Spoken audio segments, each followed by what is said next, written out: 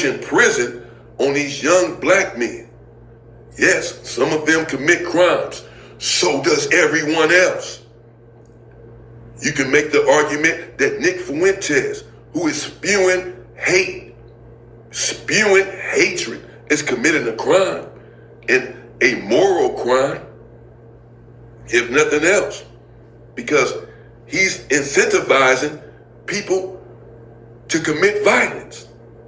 He's spewing hatred. He's talking about how this group of people are subhuman, are of a subculture. And this is what creates superiority complexes.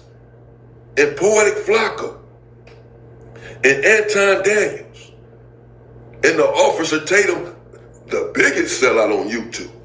I'm coming at you. Yeah, it's interesting to see.